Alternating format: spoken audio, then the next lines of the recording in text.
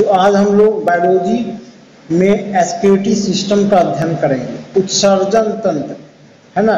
इस चैप्टर में किडनी और उसका पूरा कार्य देखेंगे, यूरिया का निर्माण कहाँ होता है वो देखेंगे, पूरे डिटेल्स में देखेंगे, किडनी फेल क्यों होता है वह भी चर्चा किया जाएगा। ओके, तो चलते हैं बायोलॉजी एक्सक्रीटरी सिस्टम चैप्टर में। तो उत्सर्जन तंत्र, एक्सक्रीटरी सिस्टम। उत्सर्जन तंत्र पहले ये देखेंगे कि उत्सर्जन तंत्र किसको कहा जाता है। तो हमारे शरीर में कई उत्सर्जन तंत्र है ना। उत्सर्जन तंत्र किसको कहा जाता है, तो जो उत्सर्जी पदार्थ को, वेस्ट मटेरियल को हमारे शरीर से बाहर निकालता है, जो वेस्ट मटेरियल को हमारे शरीर से बाहर निकालता है, उस अंग को उत्सर्जी अंग कहा जाता है, उत्सर्जन तंत्र कहा जाता है। हमारे शरीर में दो प्रकार का वेस्ट मटेरियल बनता है। उत्सर्जी पदार्थ हमारे शरीर में कितना बनता है, तो दो प्रकार का है। देखिए यहाँ पर लिखा हुआ है दो प्रकार का, ठीक है। पहला है रेस्पिरेटरी वेस्ट मटेरियल। क्या नाम है, respiratory waste material. Respiratory waste material उसको कहा जाता है जो श्वसन के उपरांत हमारे शरीर में निर्मित होता है। तो श्वसन के उपरांत हमारे शरीर में कार्बन डाइऑक्साइड का निर्माण होता है, और इस कार्बन डाइऑक्साइड का उत्सर्जन कौन करता है, फेफड़ा करता है ना। कार्बन डाइऑक्साइड को हमारे शरीर से बाहर कौन निकालता है, तो फेफड़ा निकालता है। इस प्रकार फेफड़ा भी एक उत्सर्जन तंत्र है, फेफड़ा भी एक उत्सर्जन तंत्र है, ठीक है। दूसरा जो वेस्ट मटेरियल होता है वह है नाइट्रोजन युक्त उत्सर्जी पदार्थ, नाइट्रोजीनस वेस्ट मटेरियल। ये नाइट्रोजन युक्त उत्सर्जी पदार्थ हम लोग जो भोजन करते हैं और भोजन के रूप में प्रोटीन का सेवन करते हैं, तो इस प्रोटीन से हमारे शरीर में नाइट्रोजन बनता है, और इस नाइट्रोजन युक्त उत्सर्जी पदार्थ का जो है उत्सर्जन किडनी करता है ना। रेस्पिरेटरी वेस्ट मटेरियल का उत्सर्जन कौन करता है, फेफड़ा, और नाइट्रोजन युक्त उत्सर्जी पदार्थ का उत्सर्जन कौन करता है, किडनी करता है। किडनी के बारे में आगे हम लोग चर्चा करेंगे। इसके पहले ये देखेंगे कि नाइट्रोजन युक्त उत्सर्जी पदार्थ विभिन्न जीवों के शरीर में कौन कौन सा बनता है, विभिन्न जीवों के शरीर में कौन कौन सा नाइट्रोजन युक्त उत्सर्जी पदार्थ का निर्माण होता है, ठीक है। तो देखिए यहां पर लिखा हुआ है, पहला है amino acid. Amino acid, amino acid का निर्माण जो है वह समुद्री जीव जैसे घोंघा है, सीपी में एमिनो एसिड बनता है। ये नाइट्रोजन युक्त उत्सर्जी पदार्थ है। एमिनो एसिड का निर्माण किसमें होगा, घोंघा में और सीपी में। दूसरा है अमोनिया। अमोनिया का निर्माण प्रोटोजुआ, हाइड्रा, कछुआ, टेडपोल, मोलस्का इत्यादि जीवों में होगा। प्रोटोजुआ, हाइड्रा, कछुआ, टेडपोल, मोलस्का इत्यादि जीवों में अमोनिया का निर्माण होता है। तीसरा है जो सबसे महत्वपूर्ण है, यूरिया। यूरिया का निर्माण स्तनधारी वर्गों में होता है, स्तनधारी जीवों में होता है। क्योंकि मनुष्य भी एक स्तनधारी वर्ग में है, इसलिए मनुष्य के शरीर में भी यूरिया बनता है। क्वेश्चन है, मनुष्य के शरीर में यूरिया का निर्माण कहाँ होता है, तो लीवर में होता है। यूरिया क्या है, तो नाइट्रोजन युक्त उत्सर्जी पदार्थ है। कहाँ बन रहा है, मनुष्य के शरीर में, तो लीवर में यूरिया का निर्माण होता है। ओके। चौथा है गुआनिन। गुआनिन का उत्सर्जन केंचुआ, मकड़ी इत्यादि जीवों में होता है। केंचुआ, मकड़ी इत्यादि जीवों में कौन सा नाइट्रोजन युक्त पदार्थ निर्मित होता है, तो गुआनिन। पांचवा है यूरिक एसिड। यूरिक एसिड का निर्माण सरीसृप वर्ग, सांप वर्ग, पक्षी और कीट में यूरिक एसिड बनता है, ठीक है। तो ये पांच जो है नाइट्रोजन युक्त पदार्थ विभिन्न जीवों के शरीर में बनता है। मानव शरीर में कौन सा नाइट्रोजन युक्त पदार्थ निर्मित होता है, तो यूरिया निर्मित होता है। कहाँ निर्मित होता है, तो लीवर में। ओके, तो यहां तक क्लियर हो गया। अब हम लोग किडनी का फंक्शन, किडनी के बारे में अध्ययन करेंगे। ओके, तो देखते हैं। अब ये पूरा हो गया, कंप्लीट हो गया। Uric acid, guanine, urea, ammonia, amino acid पूरा है ना। तो मानव शरीर में नाइट्रोजन युक्त पदार्थ हम लोग देख लिए क्या बन रहा है, तो यूरिया बन रहा है। यूरिया का उत्सर्जन कौन करता है, यूरिया को हमारे शरीर से बाहर निकालता कौन है, तो किडनी निकालता है। किडनी भी एक उत्सर्जी अंग है, किडनी भी एक उत्सर्जी अंग है। ओके, मानव शरीर में कितना किडनी होता है, तो एक जोड़ा यानी कि 2 किडनी होता है। कहाँ होता है, तो वर्टिब्रल कॉलम, कशेरुक दंड, कमर की हड्डी को वर्टिब्रल कॉलम कशेरुक दंड कहा जाता है।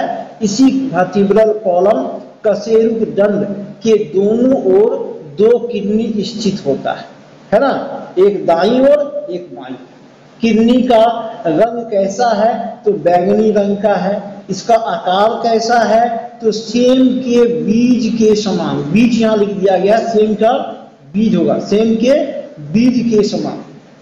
लंबाई चौड़ाई कितनी है, तो लगभग 10 सेंटीमीटर लंबी है, 5 सेंटीमीटर ये चौड़ा है। वजन कितना है, लगभग 140 ग्राम, लगभग में होगा क्योंकि हर एक व्यक्ति के शरीर का ढांचा अलग अलग है, तो किडनी का साइज भी अलग अलग हो सकता है। इसलिए हम लोग लगभग देखेंगे कि किडनी का साइज क्या होगा, 10 सेंटीमीटर लंबा, 5 सेंटीमीटर चौड़ा, वजन 140 ग्राम, रंग बैंगनी, आकार सेम के बीज के समान। किडनी का बाहरी सतह उत्तल लेंस के समान और भीतरी सतह आउटर लेंस के समान दिखाई पड़ती है। बाहरी सतह उत्तल लेंस के समान, भीतरी सतह आउटर लेंस के समान दिखाई पड़ती है। ये बहुत ही महत्वपूर्ण VVI है, VVI। किडनी का बाहरी सतह किस लेंस के समान दिखाई देती है, तो उत्तल कन्वेक्स लेंस। भीतरी सतह आउटर कनकेव लेंस के समान दिखाई पड़ती है। अब देखिए, किडनी का आगे पढ़ने के पहले ये फिगर देख लीजिए, फिगर से क्लियर कंसेप्शन हो जाएगा। किडनी का स्थिति कहाँ पर है, ये देखिए, वर्टिब्रल कॉलम की दोनों ओर स्थित है। ये 2 किडनी है, ये 2 किडनी यहाँ पर है, ये दोनों, ठीक है। ये जो नली है, ये वाला नली, ये 2 नली होता है, ठीक है। ये 2 नली है, यहाँ पर देख रहे हैं हम। यहाँ पर एक फिगर बना के दिखाते हैं। ये फिगर है ऐसे, ये ऐसे गया है, ये ऐसे 2 नली है, ये दोनों नली है, ठीक है। ये 2 नली है, एक नली को रीनल आर्टरी, देखिए यहाँ पर लिखा हुआ है, ये देखिए यहाँ पर लिखा हुआ है ना, रीनल आर्टरी है, और एक है रीनल वेन, रीनल वेन। एक नली को रीनल आर्टरी, दूसरे को रीनल वेन। एक किडनी में है, फिर renal artery, renal vein. Renal मतलब ये वृक्क धमनी, वृक्क शिरा, वृक्क धमनी, वृक्क शिरा इसको कहा जाता है, ठीक है। तो ये रीनल आर्टरी, रीनल वेन है। ओके, उसके बाद देखते हैं ये ग्लोमेरुल, ये हो गया, ये पहले ये देख लीजिए, दोनों नली हो गया। उसके बाद ये जो संरचना है, यहाँ पर देखिए संरचना होता है, ये ऐसी, ये है पेल्विस, पेल्विस है, ठीक है। पेल्विस में नेफ्रॉन पाया जाता है, नेफ्रॉन पाया जाता है, जो किडनी का फंक्शनल यूनिट होता है, ठीक है। और यहाँ पर मतलब रक्त केशिकाएं है ना का जाल होता है, जिसको ग्लोमेरुल कहा जाता है, ग्लोमेरुल। और एक कप के समान संरचना है, जिसको कि बोमेन कैप्सूल कहा जाता है, कप के समान संरचना इसी पेल्विस में, ठीक है। और ये देखिए, ये जो ये है, ये वाला, ये यूरेटर है, मूत्रवाहिनी नली। इसी रास्ते से किडनी से मूत्र निकलता है, और ये ब्लाडर है, यूरिनरी ब्लाडर है। ये इसी ब्लाडर में जाकर मूत्र जो है स्टोर होता है, और समय समय पर हमारे शरीर के बाहर निकलता है, ठीक है, तो ये फिगर क्लियर समझ में आ गया है। अब हम फिगर के अनुसार स्टडी करेंगे, है ना, फिगर के अनुसार क्या स्टडी हो सकता है। तो आइए देखते हैं कि यहां पर देख लीजिए, किडनी ब्लड के प्लाज्मा को छानकर ब्लड को शुद्ध करता है। अब यहाँ सबसे बड़ा क्वेश्चन ये होता है कि हमारे शरीर में ब्लड का शुद्धिकरण कहाँ होता है। तो आंसर क्या होगा, किडनी में। किडनी में ब्लड शुद्ध होता है। किडनी का दूसरा नाम हिंदी में इसको वृक्क कहा जाता है, वृक्क, और बोल चाल में इसको गुर्दा भी कहा जाता है, गुर्दा, वृक्क या गुर्दा इसको कहा जाता है। ठीक है, तो ये आपका अब किडनी का काम क्या है, तो किडनी हमारे ब्लड को शुद्ध करता है। ठीक है, तो किडनी में हम लोग देखिए दो नली जुड़ा हुआ है, रीनल आर्टरी और रीनल वेन। यही दोनों नली ब्लड को किडनी में लाता है और निकालता है। ठीक है, तो अशुद्ध ब्लड को कौन लाता है, ये बहुत ही महत्वपूर्ण है। अशुद्ध ब्लड को देखिए यहाँ पर लिखा हुआ है रीनल आर्टरी अशुद्ध ब्लड को किडनी में लाता है, और रीनल वेन शुद्ध रक्त को किडनी से बाहर निकालता है। ठीक है, तो ये रीनल आर्टरी रीनल वेन है। ये रीनल आर्टरी क्या है कि ये देखिए, ये जो ये फिगर है, ये वाला है ना, ये रीनल आर्टरी अशुद्ध रक्त को किडनी में लाया।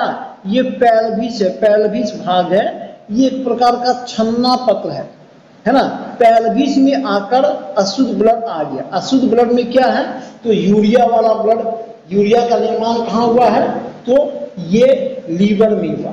यूरिया आपके बारे में आपको बता दें कि यूरिया जो है हमारे शरीर में यूरिया का बनना बेहद जरूरी है।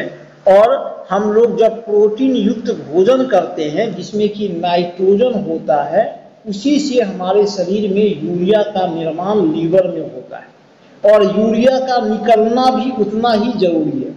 यूरिया कितना होना चाहिए, एक नॉर्मल व्यक्ति का यूरिया कितना होना चाहिए, तो देखिए यहाँ पर लिखा हुआ BUN टेस्ट का नाम है, blood urea nitrogen, blood urea nitrogen test होता है। इसमें एक नॉर्मल व्यक्ति के ब्लड में यूरिया कितना होना चाहिए, 7 से 20 मिलीग्राम पर डेसीलीटर, 7 से 20 मिलीग्राम पर डेसीलीटर। इससे अगर ज्यादा है तो आगे किडनी में प्रॉब्लम हो सकता है। क्या प्रॉब्लम होगा वो हम थोड़ी देर में बनाएं। ठीक है, तो यहाँ पहले देखिए कि अशुद्ध ब्लड जो बना है वह अशुद्ध क्यों हो गया, उसमें यूरिया मिश्रित हो गया, है ना, वह अशुद्ध हो गया। और अशुद्ध ब्लड को रीनल आर्टरी जो है, ये रीनल आर्टरी जो है ये किडनी में लाया। कहाँ पर, तो ये पेल्विस भाग में, देखिए ये है, ये पेल्विस है। ठीक है, इसी पेल्विस भाग में एक तरफ जो है ऊपर में रीनल आर्टरी है और एक तरफ रीनल वेन है। रीनल आर्टरी अशुद्ध रक्त को लाया पेल्विस भाग में, और पेल्विस एक प्रकार का छन्ना पत्र है ना। छन्ना पत्र में जैसे देखते हैं कि कोई द्रव डालते हैं तो अशुद्ध भाग ऊपर रह गया और शुद्ध वाला नीचे चला गया, उसी प्रकार का ये छन्ना पत्र है कि रीनल आर्टरी के माध्यम से यूरिया वाला जो ब्लड आया है पेल्विस भाग में, तो यहाँ पर छन गया, छन करके यूरिया और कुछ जो अन्य अशुद्ध चीज है वह ऊपर में रह गया, और ये जो शुद्ध वाला ब्लड है वह रीनल वेन में चला गया, स्वतः रीनल वेन में चला गया। और रीनल वेन शुद्ध ब्लड को किडनी से निकालकर शरीर के विभिन्न भागों में पहुंचाता है। रीनल आर्टरी अशुद्ध रक्त को लाया, और जब ब्लड शुद्ध हो गया किडनी में तो रीनल वेन जो है वह शुद्ध रक्त को किडनी से बाहर निकाला।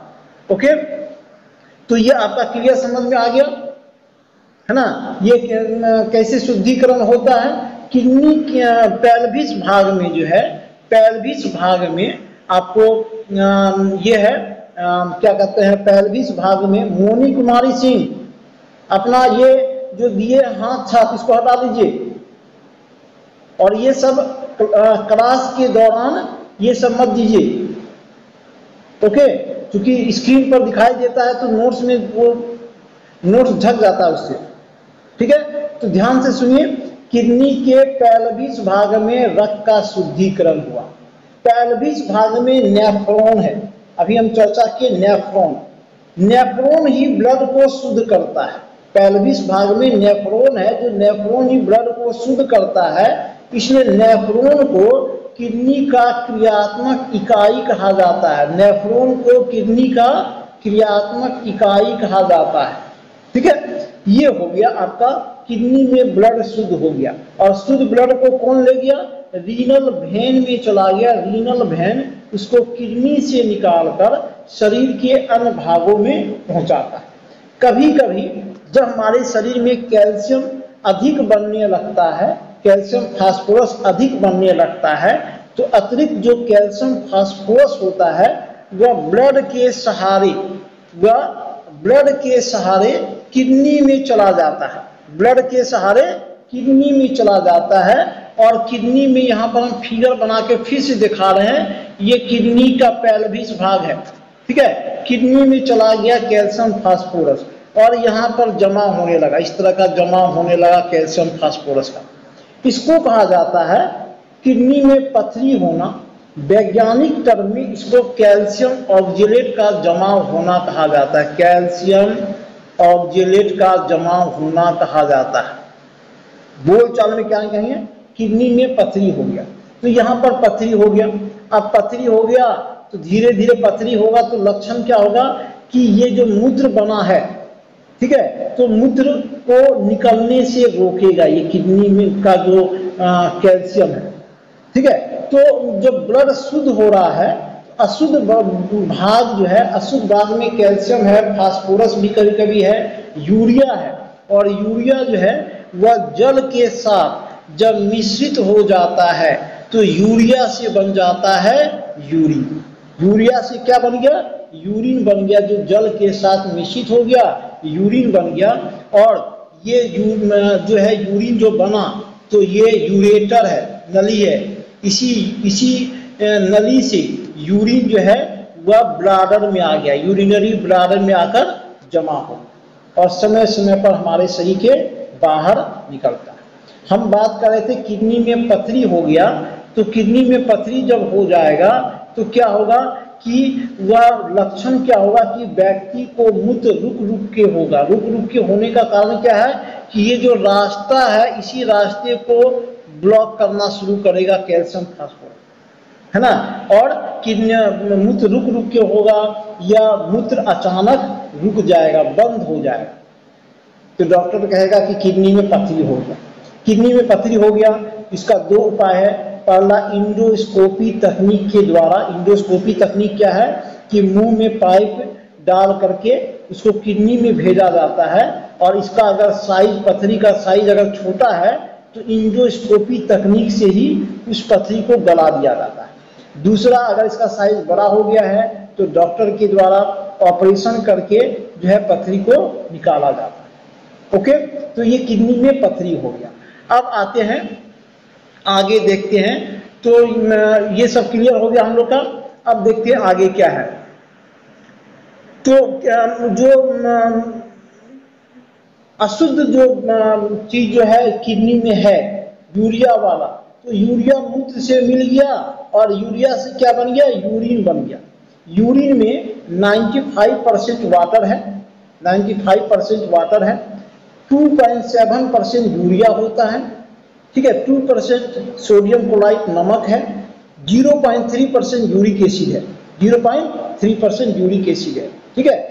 मूत्र का पीला रंग यूरोक्रोम के कारण, यूरोक्रोम एक पिगमेंट होता है जिसके कारण मूत्र का पीला रंग हो रहा है। अगर ज्यादा पीला हो रहा है तो पीलिया हो जाएगा, ज्यादा पीला हो रहा है तो जॉन्डिस हो जाएगा। लेकिन नॉर्मली हल्का अगर पीला रहता है तो ये यूरोक्रोम नामक पिगमेंट के कारण होता है। मूत्र का पीएच मान जरूर ध्यान में रखेंगे, अक्सर क्वेश्चन पूछता है पीएच मान कितना है, तो 6 है। मूत्र की प्रकृति क्या है, तो अम्लीय है, 6 है तो अम्लीय है, ठीक है। अब यहाँ ये सवाल है कि किडनी काम करना कब बंद होता है, किडनी फेल कैसे होता है, ठीक है। जब किडनी जो है, किडनी का काम क्या हम लोग देख लिए कि ब्लड को शुद्ध करना और जो अशुद्ध भाग है वह मूत्र के रूप में उसको बाहर निकाल, मूत्र के रूप में बाहर निकाल। अगर किसी व्यक्ति का किडनी फेल हो गया है या किडनी फेल होने का कारण क्या है, ये आपको मैं बता देता हूं। ये क्रिएटिनिन होता है। क्रिएटिनिन एक पदार्थ है, देखिए यहां पर लिखा हुआ है, क्रिएटिनिन एक पदार्थ है ना। क्रिएटिनिन होता है, क्रिएटिनिन लेवल होना चाहिए एक नॉर्मल व्यक्ति का 0.6 से 1.2 मिलीग्राम पर डेसीलीटर। एक नॉर्मल व्यक्ति का 0.6 से 1.2 मिलीग्राम पर डेसीलीटर। अगर क्रिएटिनिन लेवल बढ़ गया है, अगर ब्लड में क्रिएटिनिन लेवल, एक टेस्ट होता है KFT test, kidney function test, इसमें क्रिएटिनिन लेवल की जांच होती है। अगर क्रिएटिनिन लेवल बढ़ा हुआ है तो किडनी फेल होने का संभावना होगा।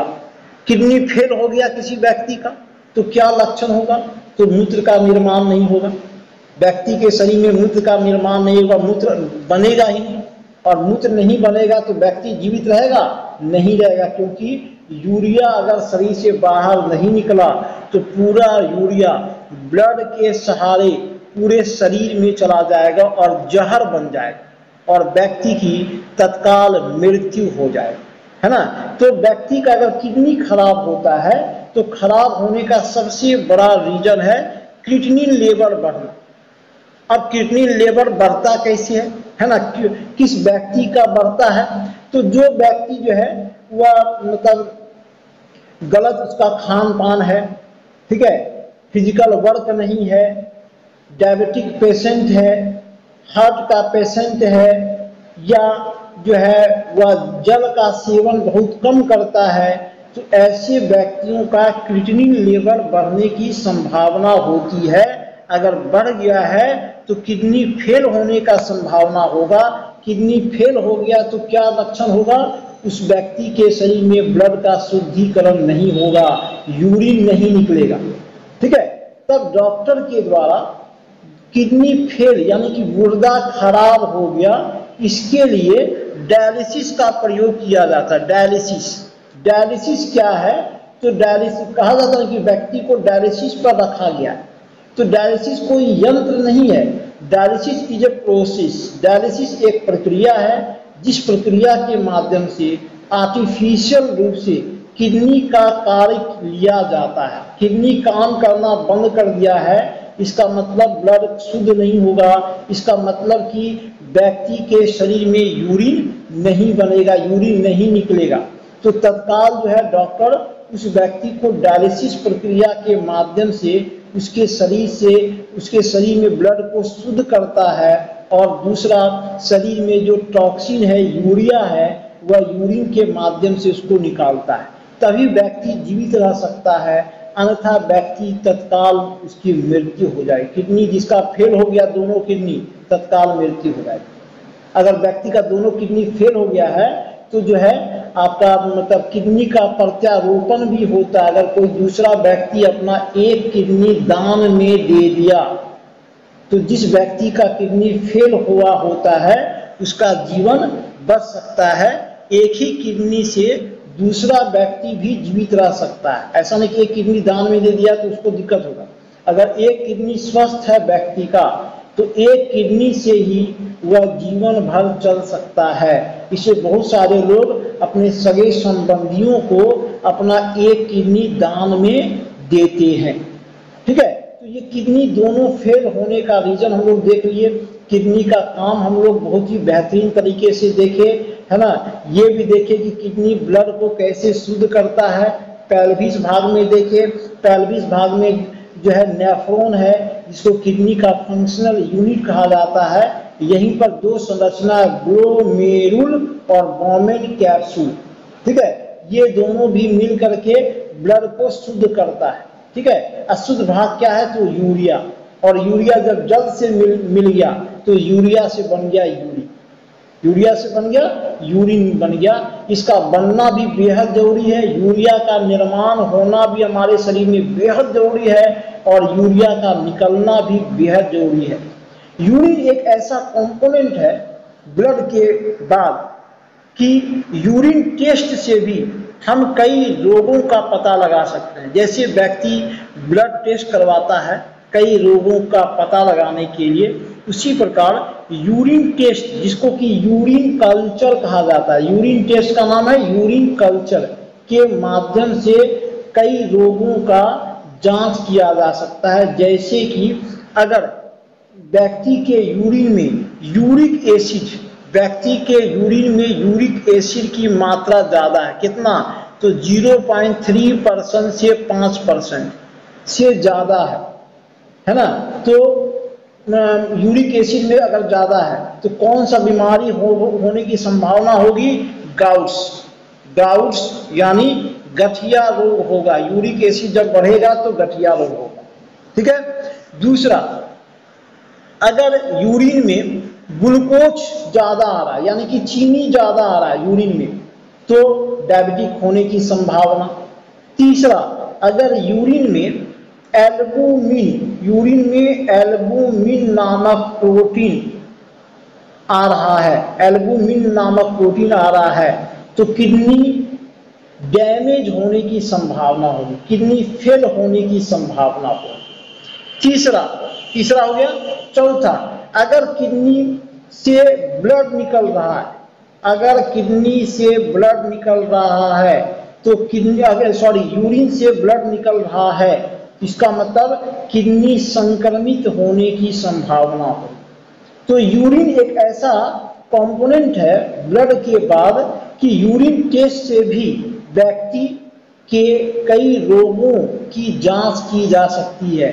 खिलाड़ियों का भी यूरिन टेस्ट होता है, नाम सुने होंगे, डोपिंग टेस्ट होता है। अंतर्राष्ट्रीय खेल में हर एक खिलाड़ियों का डोपिंग टेस्ट होता है। डोपिंग टेस्ट में किसका टेस्ट होगा, यूरिन का टेस्ट होता है, क्योंकि खिलाड़ी जो है अपने खेल में बेहतर प्रदर्शन करने के लिए वह स्टेरॉइड लेते हैं, यानी कि प्रतिबंधित दवा का सेवन करते हैं, ताकि कुछ समय के लिए उनका स्टेमिना बढ़ जाए, ठीक है। हर एक खिलाड़ी चाहता है कि हम अवार्ड जीत लें, हम मैच जीत लें, ठीक है, तो वह किसी भी प्रकार से जीतने का प्रयास करता है।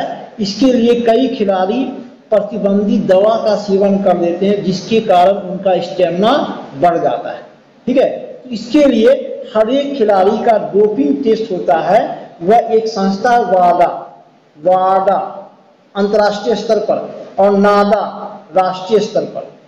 नाडा है नेशनल एंटी डोपिंग एजेंसी, वाडा वर्ल्ड एंटी डोपिंग एजेंसी। ये संस्था जो है अंतर्राष्ट्रीय और राष्ट्रीय स्तर के खेल के आयोजन के समय प्रत्येक खिलाड़ी का डोपिंग टेस्ट करती है।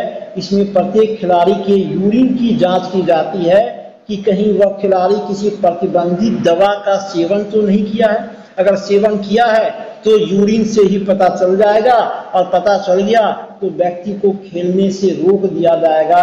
यहाँ तक कि अगर कोई खिलाड़ी मतलब दवा का सेवन करके अवार्ड जीत गया है ना, कई ओलंपिक खिलाड़ियों का अवार्ड छीन लिया गया है ना, छीना जा चुका है, क्योंकि वह प्रतिबंधित दवा का सेवन किए थे। तो ये यूरिन टेस्ट के माध्यम से ऐसा होता है। क्लियर है? तो पूरा हम लोग किडनी का देख लिए। किडनी के अध्ययन करने की शाखा को कहा जाता है नेफ्रोलॉजी। क्या कहा जाता है? नेफ्रोलॉजी कहा जाता है किडनी के अध्ययन करने की शाखा को। किडनी का हिंदी नाम देख लिए, वृक्क देख लिए, दूसरा गुर्दा भी इसको कहा जाता है किडनी, है ना। तो ये पूरा हम लोग फंक्शन किडनी का देख लिए, किडनी कैसे फेल होता है ये सब भी देख लिए। ओके, तो उम्मीद करते हैं सारा आप लोगों को समझ में आ गया होगा, सारा चीज क्लियर हो गया होगा, है ना। सारा क्लियर हो गया होगा। ये सारा जितना बताया गया किडनी से संबंधित वो सब क्लियर हो गया होगा। तो okay, thank you to all of